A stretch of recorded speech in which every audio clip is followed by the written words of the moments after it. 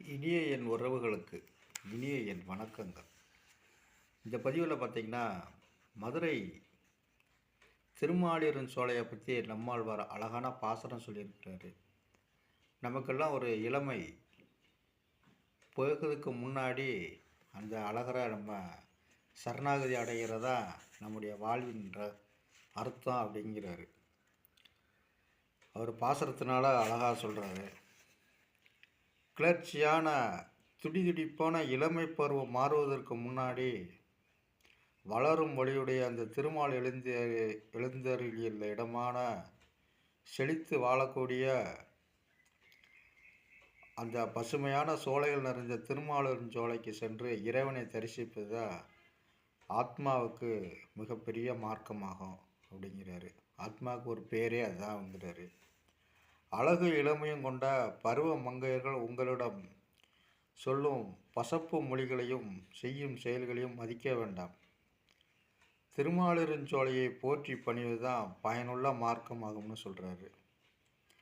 சந்திரன் தவழும் சிகரங்கள் கொண்ட அழகர் மலையர்கள் தான் முழங்கும் பாஞ்ச சன்னியத்தை ஏந்திய அழகர் குடியிருக்கிறார் அப்படிங்கிறாரு. நெஞ்சமே, நம்ம பயனற்ற காரியங்களெல்லாம் செய்வதனால பிரயோஜனமே கிடையாது. மழை நீரை சுமந்திருக்கும் கார்மேகம் போன்ற நிறத்தை கொண்ட கள்ள அழகர் உரையிற கோயில் தான் இந்த திருமாலிருஞ்சோலை. எம்பெருமானை வணங்கணும். அழகான சோலைகள் சூழ்ந்த அழகர் மலையை அடுத்துள்ளதாலேயே பேறு பெற்ற அயன்மலையை அடைவதும் சிறந்த செயல் அப்படின்னு சொல்கிறாரு. அடுத்து, நம்ம கர்மங்களாகிய கொடிய பாச பந்தங்களையெல்லாம் அகற்றி உய்ய வேண்டும்னா கோவர்த்தனகிரியை குடையாக பிடித்தவன் கம்பீரமாக குடிகொண்டிருக்கும் அந்த கோயில் என்னென்னா கார்மேகங்கள் தவழும் திருமாலிரும் சோலையை, அந்த புனித மலையை அடைவதுதான் நமக்கெல்லாம் ஒரு ஏற்ற உபாயம் அப்படிங்கிறாரு.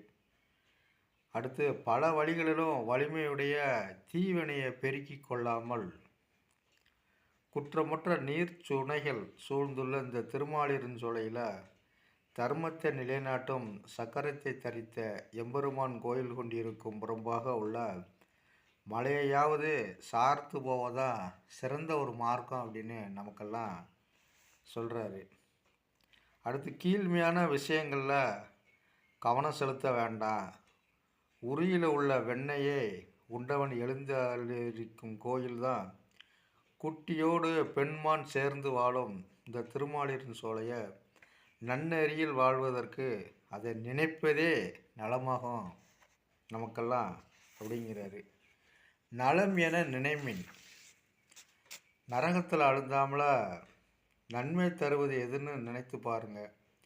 ஊழி காலத்தில் வராகமாகி பூமியை கொம்பில் குத்தி எடுத்து வந்த இந்த எம்பெருமான் நித்திய வாசம் செய்யும் கோயில்தான் குற்றமற்ற சந்திரன் தோன்றும் திருமாலிருஞ்சோலை. அங்கு சென்று முறையாய் அழகன வள வருவதான் வரம் பெறும் மார்க்கம் அப்படிங்கிறத சொல்லியிருக்கிறாரு. அடுத்து சொல்கிறாரு, கீழான விஷயங்களில் நாள்தோறும் நம்ம ஈடுபடக்கூடாது. அதுலேயும் பலத்தை பெருக்காமல் தேவர்கள் வள வரும் திருமாலிருஞ்சோலைக்கு சென்று மலையை வலம் வாருங்கள். அங்கே ஆனிரை கால்நடைகளை காப்பாற்றிய கோவிந்தன் கோயில் கொண்டிருக்கிறான். அவனை தினமும் பிரதட்சணம் செய்து வாழ்வதான் நமக்கு மிகப்பெரிய ஒரு பாக்கியம் அப்படிங்கிறாரு. அடுத்து, கொடிய பாவங்களில் மூழ்காமல் பேச்சியான அந்த பூதனையை கொன்றவன் அமர்ந்திருக்கும் பெரிய கோயில் தாங்க இளமையான யானை கூட்டங்கள் சேர்ந்திருக்கும் திருமாலிருஞ்சோலைக்கு சென்று அதை வணங்க முயல்வது தான் முறை என நினையுங்கள். அழகனது பெருமைகளை சிந்திப்பது தான் நமக்கு மிகப்பெரிய ஒரு வெற்றி தரும் அப்படிங்கிறாரு. அடுத்து, ஜெயிப்பதற்கான வழியை நினைத்து சூதாட்டமும் திருட்டும் செய்யாமல் முன்னர் வேதங்களை விரித்து கூறிய எம்பெருமான் விரும்பி குடியிருக்கும் அந்த கோயிலில் உள்ள திருமாலிருஞ்சோலையாகும். பெண்மயில்களோடு ஆண்மயிலும் வாழ்கின்ற அந்த திருமாலிருஞ்சோலையை அரும்புகள் மலர்கிற போது சென்று அழகனை வழிபடணும். காலை பொழுதில் வழிபடுறது அதுதான் அரும்புகள் அப்படின்னு அழகாக தமிழில் சொல்லிடுறாரு. அடுத்து பொருள் என்று இவ்வுலகம் படைத்தவன். அதாவது பரந்தாமன் இந்த உலகத்தை பயன்படும்னு படைத்தான். அவன் புகழ்ல சந்தேகமில்லாத அந்த திருக்குருகூர் சடகோபனை போற்றி பாடிய பாசுரங்கள் 1000த்துலேயும் இந்த 10ம் பாவங்களை போக்கி எம்பிரானின் திருப்பாதங்களை சேர்க்கும் அப்படிங்கிறது நம்மாழ்வாருடைய பாசுரமாக இருக்குது.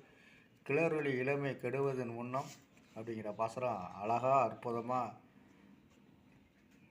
மதுரை அழகர் சோலையை பற்றி, அழகர் கோயிலை பற்றி படிச்சிருக்கிறாரு.